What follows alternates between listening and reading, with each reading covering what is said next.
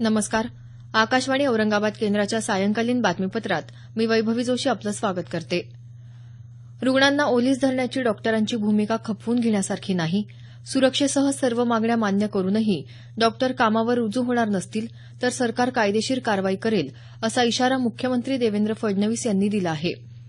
राज्यभरातल्या शासकीय वैद्यकीय महाविद्यालयांच्या रुग्णालयांमधून निवासी डॉक्टरांच्या सामूहिक रजा आंदोलनाबाबत ते आज विधानसभेत बोलत होते. या आंदोलनावर तोडगा काढण्यासाठी मुख्यमंत्र्यांनी आजही डॉक्टरांच्या संघटनेसोबत बैठक घेत रुग्णांचे होत असलेले हाल तसंच डॉक्टरांच्या मागण्यांवर सरकार सकारात्मक पावलं उचलत असल्यानं आंदोलन मागे घेण्याचं आवाहन केलं. त्यावर निवासी डॉक्टर संघटनेच्या प्रतिनिधींबरोबर चर्चा करून संप मागे घेण्याबाबत निर्णय घेण्यात येईल, असं भारतीय वैद्यकीय संघटनेचे अध्यक्ष अशोक तांबे यांनी सांगितलं. दरम्यान रुग्णालयांच्या बाह्यरुग्ण विभाग तसंच अपघात विभागात रुग्णांच्या किती नातेवाईकांना प्रवेश द्यावा यासंदर्भात पाहणी करून अहवाल देण्यासाठी निवृत्त पोलीस महासंचालक प्रवीण दीक्षित यांची नियुक्ती केली असून याबाबत लवकरच निर्णय घेण्यात येईल, असं मुख्यमंत्र्यांनी सांगितलं. निवासी डॉक्टर संघटनेची राज्याचे वैद्यकीय शिक्षण मंत्री गिरीश महाजन यांच्यासोबत सध्या बैठक सुरू असल्याचं संघटनेच्या पदाधिकाऱ्यांनी सांगितलं.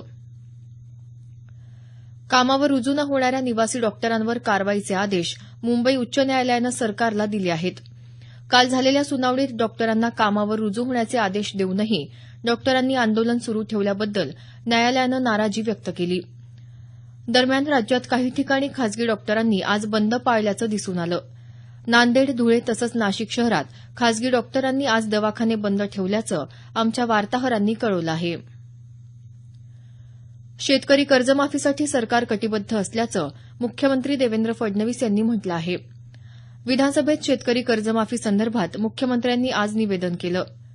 या संदर्भात केंद्राकडे मदत मागितली असून कर्जमाफीसंबंधी केंद्र सरकारला योजना तयार करण्याची विनंती केल्याचं मुख्यमंत्री म्हणाले. दरम्यान राज्याच्या अर्थसंकल्पावेळी विरोधी पक्षाच्या आमदारांचं वर्तन योग्य नसल्याचं मुख्यमंत्री म्हणाले.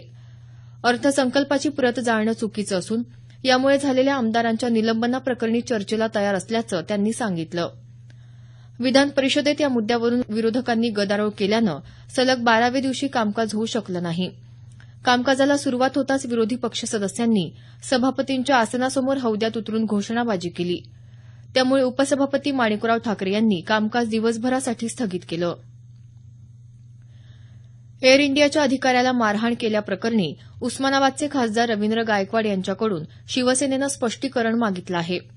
शिवसेना कोणत्याही प्रकारच्या हिंसेचं समर्थन करत नाही, असं पक्षानं स्पष्ट केलं आहे. या प्रकरणी विमान कंपनीची चूक असून आपण कदापिही माफी मागणार नसल्याचं गायकवाड यांनी म्हटल्याचं पीटीआयचं वृत्त आहे.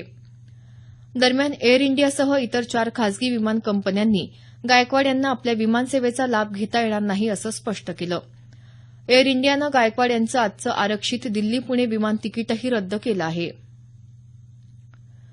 केंद्र शासनाच्या डिजिटल प्रदान मोहिमेअंतर्गत आज नांदेड इथं डिजिधन मेळावा घेण्यात आला.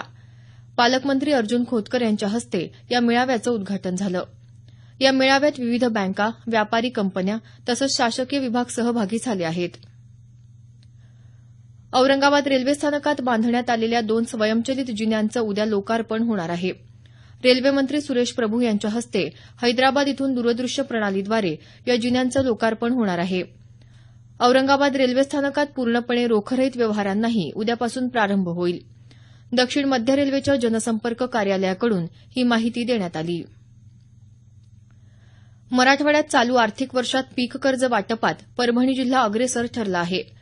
परभणीचे जिल्हाधिकारी राहुल रंजन महिवाल यांच्या अध्यक्षतेखाली झालेल्या जिल्हास्तरीय बँकर्स समितीच्या आढावा बैठकीत ही माहिती देण्यात आली.